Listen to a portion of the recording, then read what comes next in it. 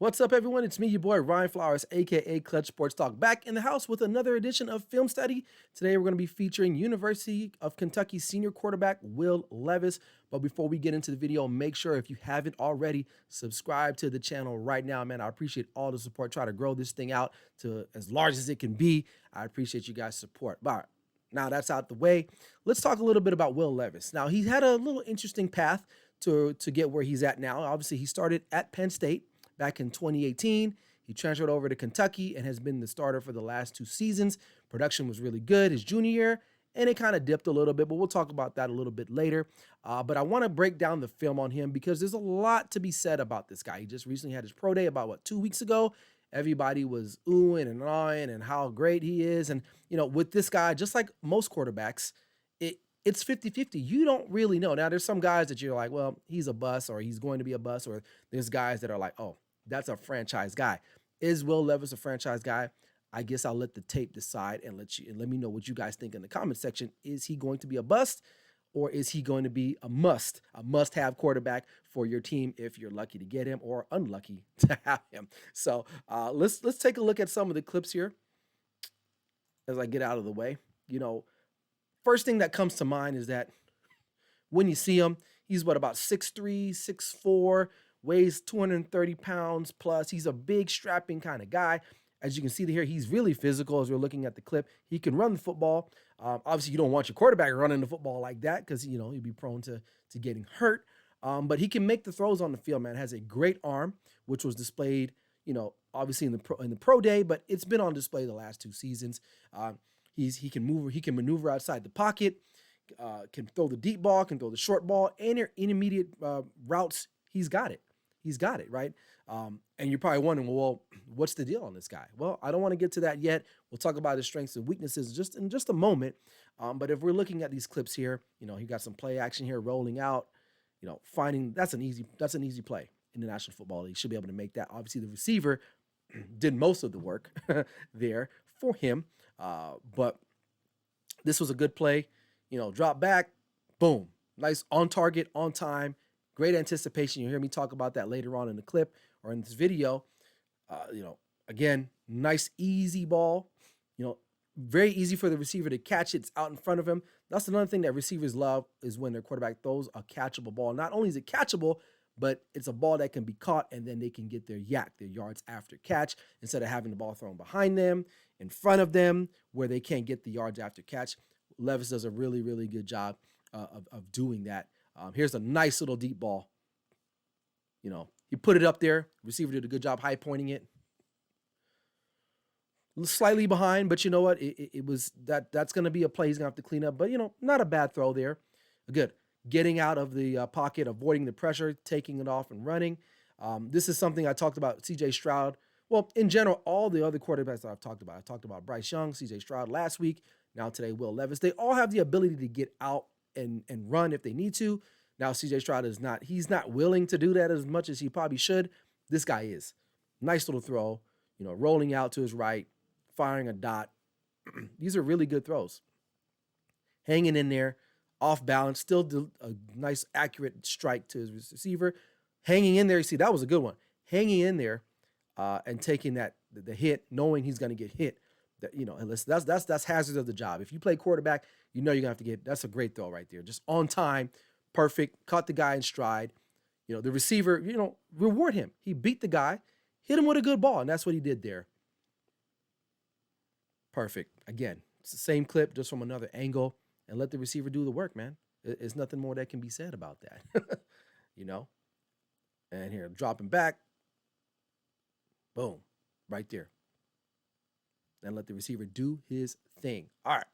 So, let me get myself out the way. So we got some strengths and weaknesses. I'll cover the strengths first. So, number one, he has a prototypical frame with mobility to avoid pressure and extend plays. What that means is that, again, he's 6'4", 6'4", 232 pounds. That's a big dude. He's not a small guy. And he's very athletic and he's mobile. You guys saw that in the clip.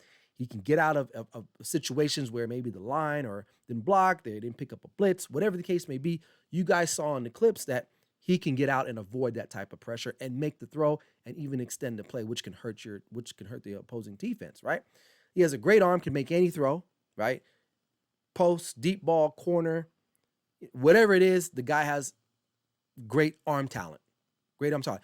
He can go in any city, cold weather, dome, warm weather, don't matter because his arm is good. Especially if you're a team that's, like I'm not saying, I'm just throwing this hypothetically out there, like the Bears, they play outdoors, right? Packers, they play outdoors. Pittsburgh, they play outdoors. It's windy, it's cold, there's an environment there. This guy can make those throws in those very hostile environments, per se. Okay. He has a smooth throwing motion, can throw from different points. Basically, when you look at his throws, his arm rotation is nice and crisp, very smooth, very clean. Looks like he's done this before, right? Obviously. And as far as throwing from different points, he can throw sidearm, over, through guys, around guys, which is very important, especially in the National Football League, because you're not always not going to have a clean, what do you call it? A clean platform to throw from, per se. Okay. You're going to have to be able to move off a point, get to another point, and launch that ball somewhere down the field. So that's good for him. Now, he also has good anticipation. We saw that on a lot of those clips where he's hitting those guys on slant routes. Boom, he knows where they're going to be, and he throws it there. They're catching it, and they're off to the races.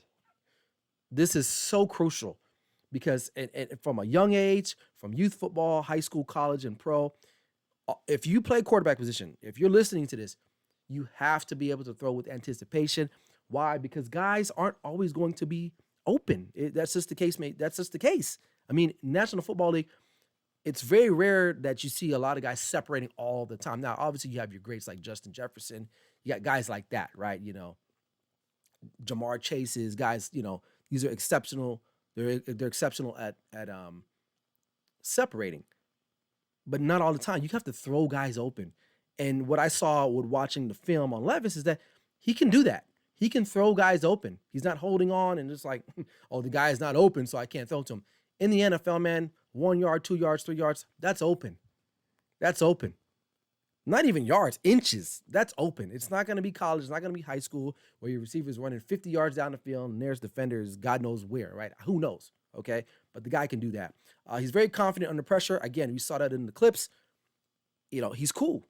He's real cool, calm, collective. He knows if he has to deliver that ball, he's going to sit in there and he's going to deliver that ball. Whether it's him taking a late hit, it is what it is. Again, that's part of the job, right? If you're a quarterback, you don't want to get hit, you may not want to be a quarterback anymore. And those for you young guys that are listening right now, okay? All right. Weaknesses. He's poor with protecting the ball. That's a big thing, You don't want to be giving the ball over. There's so many possessions that you get in a game, right? And you want to make sure you utilize all those possessions. But if you're not protecting the football, you're giving it away. Therefore, that means you're giving the other team more possessions with the ball, and more of an opportunity for them to score. So he's going to have to clean that up for sure when he moves on to the NFL. Inconsistent vision. Now, a lot of quarterbacks struggle with this, especially young guys. CJ Stroud, I mentioned this last week. He does not see safeties very well. So you got to be on the lookout. Those safeties will tell you kind of more so what the defense is trying to do. Your pre-snap, identifying those guys, your post-snap, where they at now, okay? He's going to have to do that because it's only going to get harder as he enters into the National Football League. Defenses are going to be a lot more complex. These schemes are going to be drawn up for him. And trust me, if I'm identifying this stuff, and I'm nobody. Let's just be real. Imagine what a defensive coordinator with all the resources they have, they'll be able to find out about Will Levis, okay? They'll be ready for this guy, and they'll understand this stuff. I'm just a guy just trying to make it, right? Okay. Another thing, overthrows the ball at times. He'll throw high. I think just because he just has a great arm, believes in it a little bit too much. But it's not a big deal per se, but it could be a big deal, obviously, if you're trying to fit a ball in between, a linebacker and a safety. You overthrow that ball, boom. Next thing you know, safety got an interception. And you're holding your hands up like, well, what happened? Okay. And the last thing, his production did dip last season.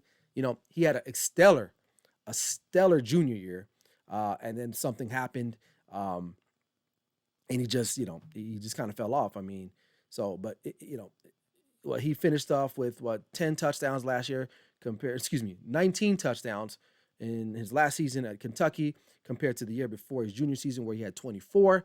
And then interceptions, in 2021, 13 interceptions, 2022, 10 interceptions. So he's going to have to clean that up for sure. Okay. But yeah, get myself back here. But listen, where do I think he ranks? Can he play in the National Football League? I think he can. He does possess very elite type of attributes, especially with the arm talent, the prototypical body style that he has. He looks the part, obviously, right? But a lot of guys look the part. He could be Josh Allen or he can be Zach Wilson. We don't know. That's the thing. We don't know what's going to happen.